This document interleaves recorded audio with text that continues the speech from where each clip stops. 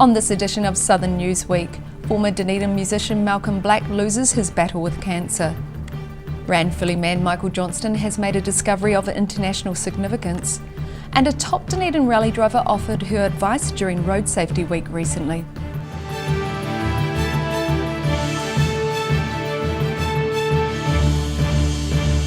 Kia ora, good evening, I'm Melissa Barton. Former Dunedin musician Malcolm Black recently lost his battle with cancer. The 58-year-old visited Dunedin in March to record Songs for My Family, for those he's now left behind. For today, we remember his smile. However, music manager, lawyer and former Netherworld Dancing Toys frontman Malcolm Black has lost his battle with cancer. Black knew his time was short when he visited Dunedin in March, meeting up with old friends to record what's become his swan song. So this record that we're making here, I wrote, I think I've written about 7 or 8 songs just for my family, for the kids and for my wife, and a bit about the experience. And he was never far away from music and put his legal training to use for some of Dunedin's most famous acts. They liked the fact that I'd played and that I kind of knew what they were going through a little bit. And so I learned fast, you know, working with those guys, the Straight Jacket Fits, the Chills, the Verlaines, all those bands when they were doing their American kind of deals. He's also managed Neil Finn and was a director of the Australasian Performing Rights Association. He learned he had cancer while in Dunedin for the APRA Silver Scroll Awards in 2017. And so I came down to, you know, usually give a speech and kind of, you know, have a good night. And had a stomach ache and went into hospital, and you know, a day later I'd had most of my bowel removed, and I was told I had 9 months to live. And that was confronting. In March he said he's proud of his most famous song's legacy. I listen to it now and it still sounds good to me, and I also like the impact that it's had on people. So I keep getting, you know, people from all walks of life come up to me and say, oh, the song means something to me. For today, I remember your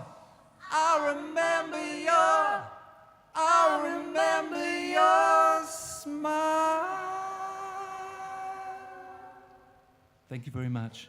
Good night, everybody. Love you guys. Malcolm Black was 58. In Dunedin, the South Today.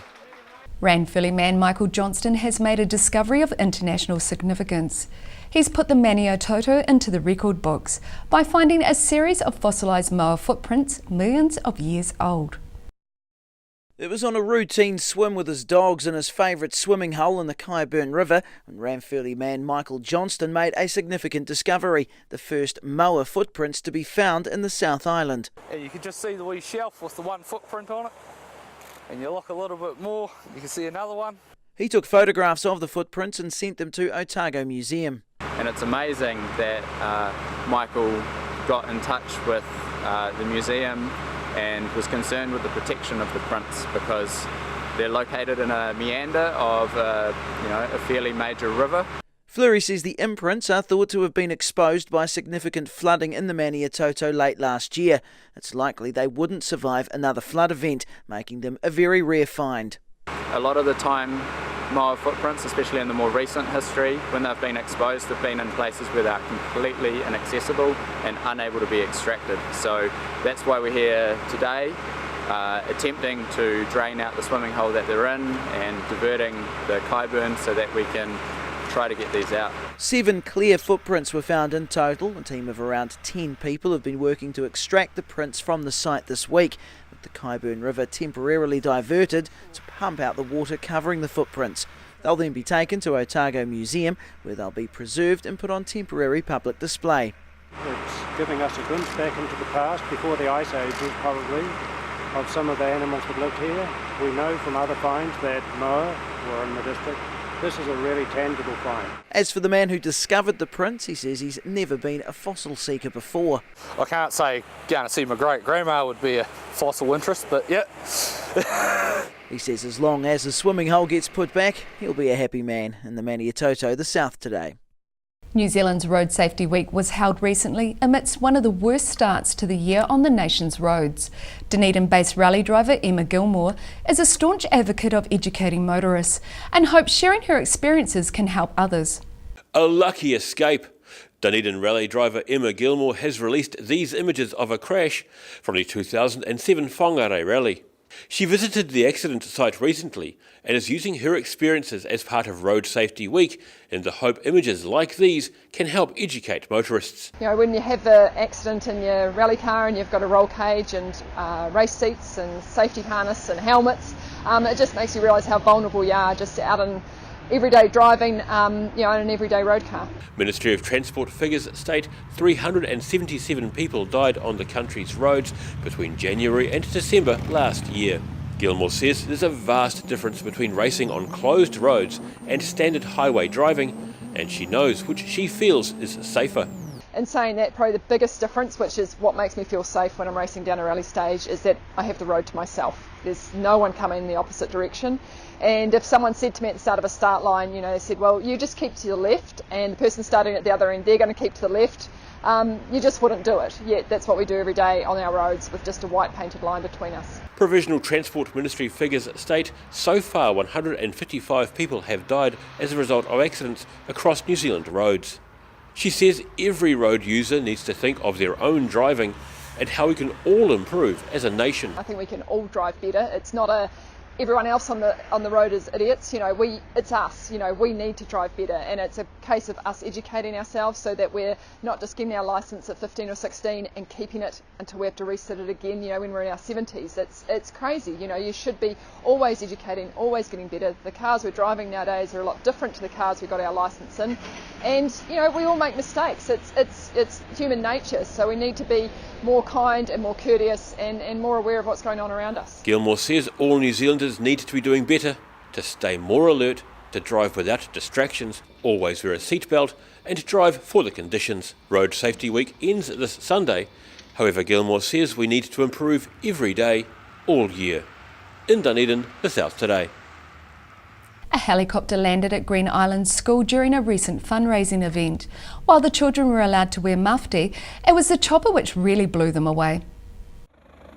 Green Island school pupils and staff get the full force of the rotor wash from the Otago Regional Rescue helicopter as it landed at the school yesterday. Pupils wore mufti to raise funds for the 2019 Westpac chopper repeal. All funds raised go to the Otago Regional Rescue Helicopter Service. Well, it's Chopper Repeal Day, so every May they have a Chopper Repeal month, and on one of the days they have an appeal day where people go out and raise money on that day with buckets and things like that, and the schools organise the chopper to come here to Green Island School. Green Island School's principal has been trying to get the helicopter to make a return visit and finally made it happen this year. The principal here is very proactive in that respect and has done this once before in the past where the choppers landed, so he's been asking them every year and he's finally got them back. The kids got the full tour by paramedics and information about the pros and cons of using a helicopter in an emergency. So yeah, they make a lot of noise and a lot of wind, but they're very good and much faster than taking a person that needs an ambulance to hospital. Much faster than actually driving in an ambulance. A man of few words, Lucas Aitchison thought getting inside the helicopter was good. In Dunedin, the South Today. Still to come on this edition of Southern Newsweek, the future of an aircraft hangar in Oamaru is up in the air, and 2 Queenstown karate kids kick their way to success in honour of their sensei. So see you after the break.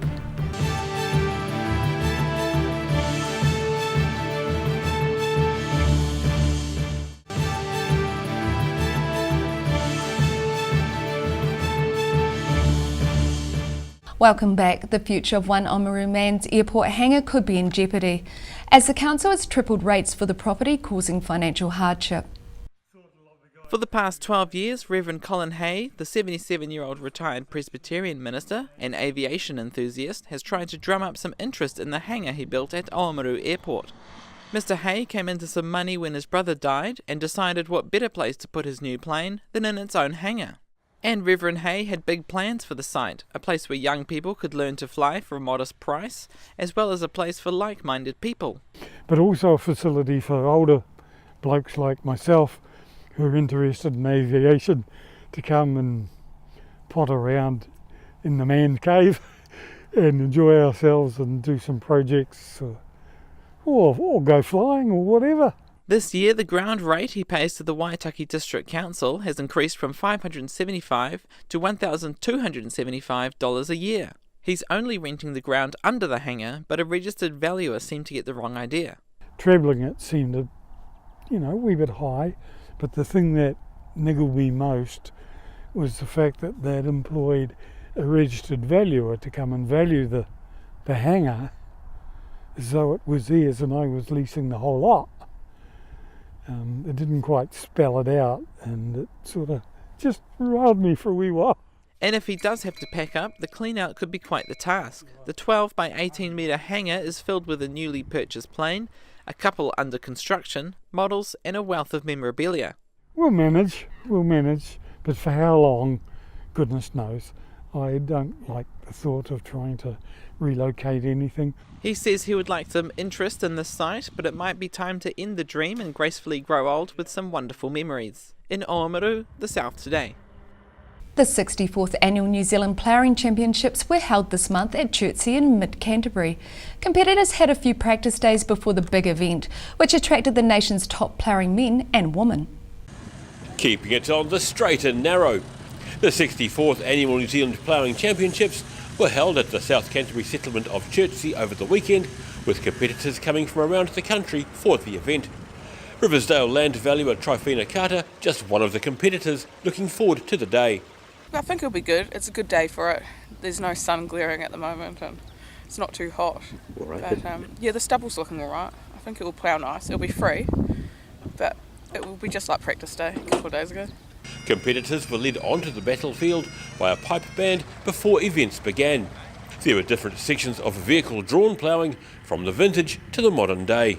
Carter is a regular on the competition circuit and has ploughing in her blood. I think it's the camaraderie and it's like a big family really. Like I've known everyone all my life and they're there to support you and it's just good to catch up with everyone. On the other end of the age range are Pierce Watson and Maurice Miller, with Miller having fond memories of the piece of vintage machinery he's using from before he retired. It was the first plough that I started ploughing with when I was farming, and when I finished farming I got into vintage ploughing. As well as the heavy machinery, 6 teams also took part in the horse-drawn plough competitions, putting these Clydesdales through their paces. In Chertsey, the South Today. 2 Queenstown youngsters have kicked their competitors to the curb to win podium places at the New Zealand Open Karate Championships. Mackenzie Jackson and Gemma Thomas say their success is a fitting tribute following the death of their much-loved sensei last year.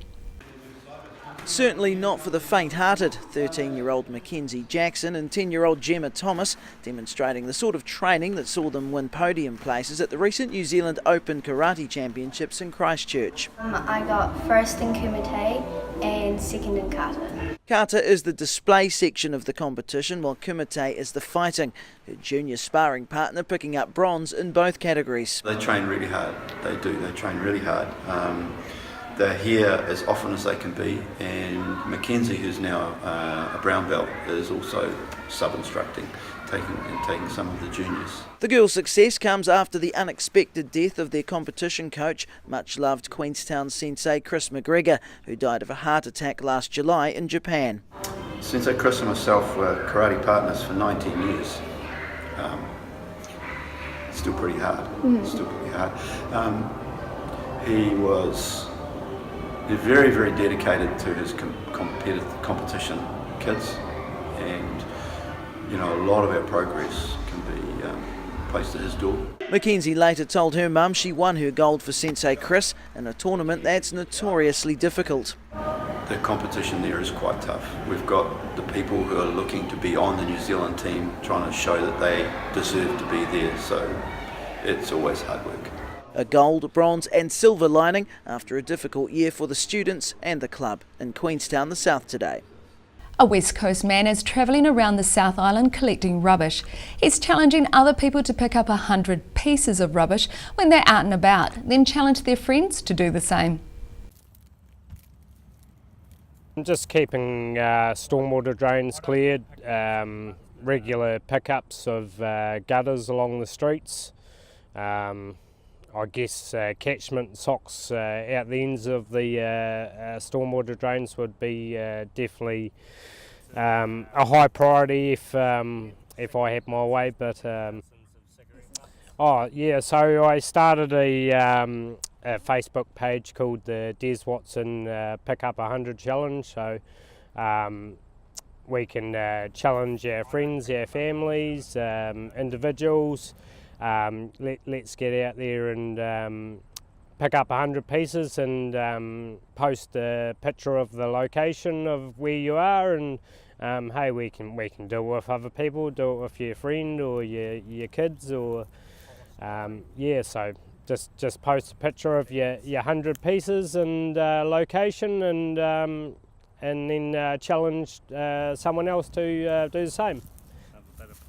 Still to come on this edition of Southern Newsweek, Dunedin's annual Teddy Bear Hospital made medical visits less stressful for youngsters, and we catch up with the progress of getting the moa footprints out of the Maniatoto. So see you after the break.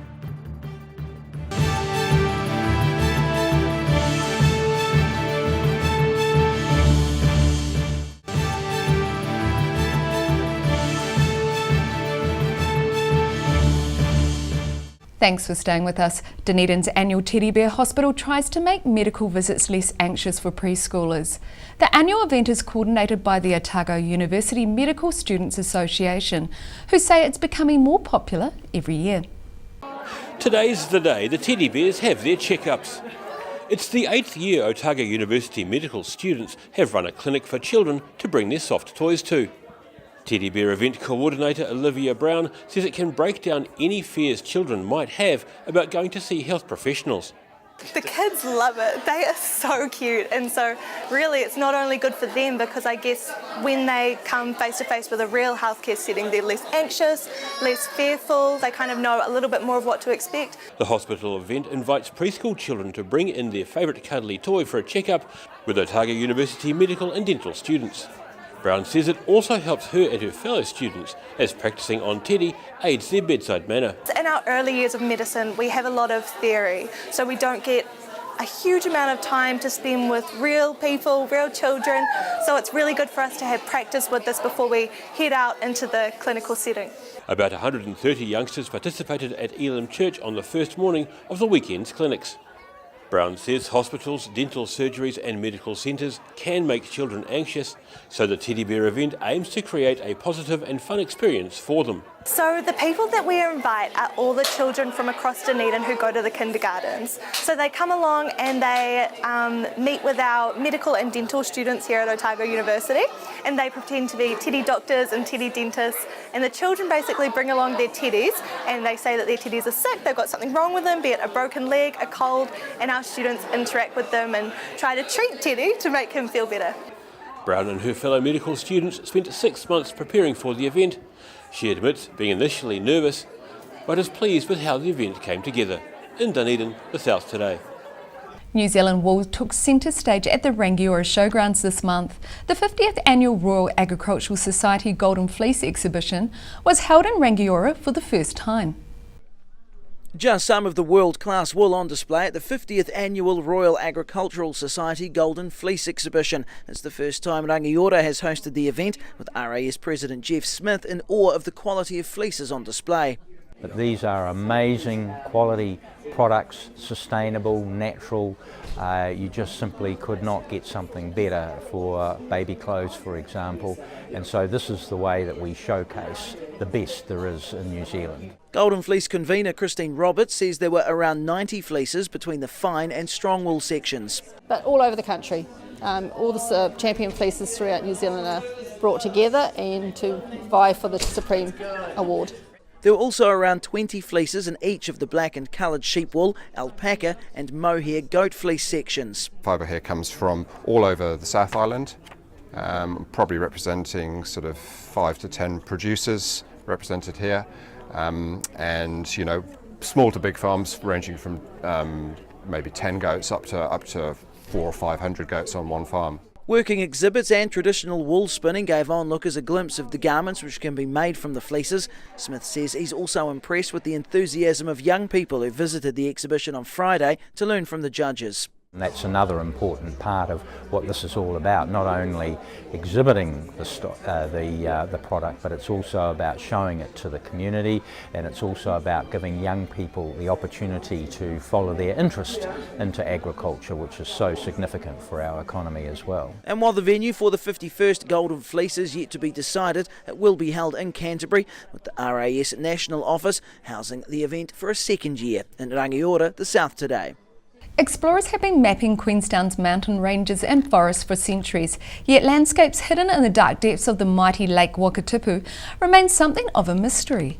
A marine biologist nicknamed Pirate Pete and a German-born geologist are hunting for natural underwater treasures, plunging valleys and steep mountain ranges.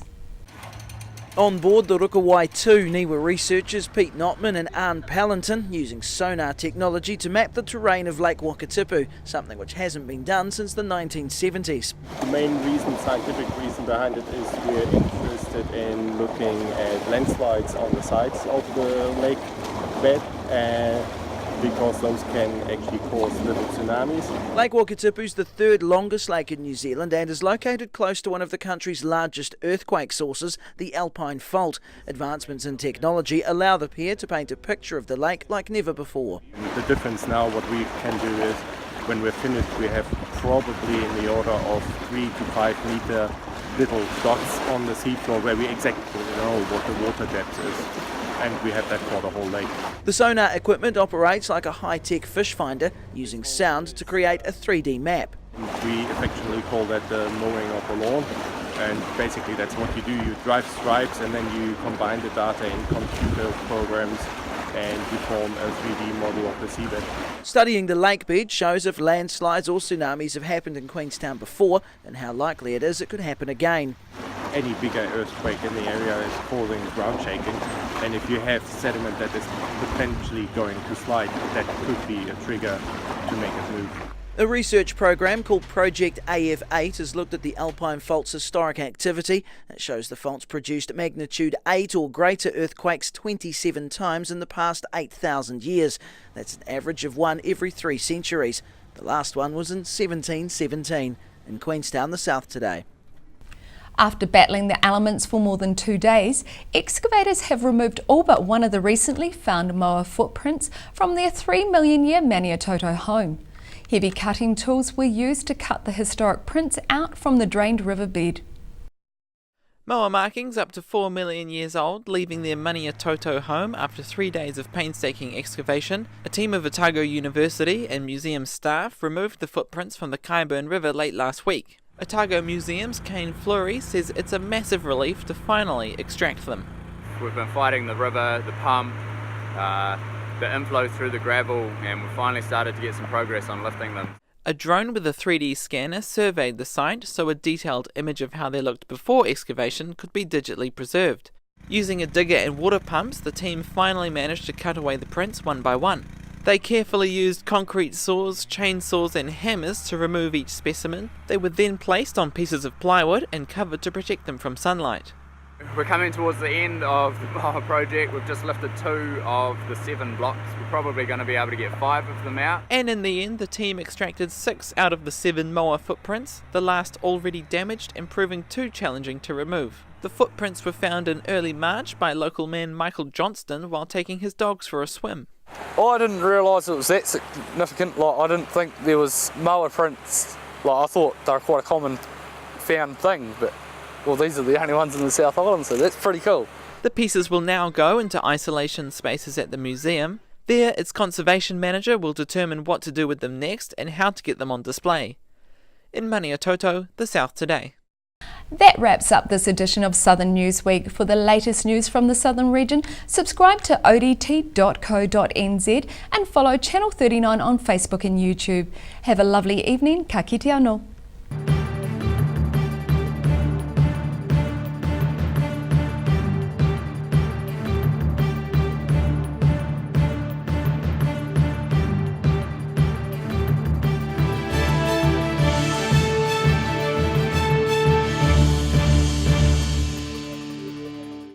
supporting local content so you can see more of New Zealand on air.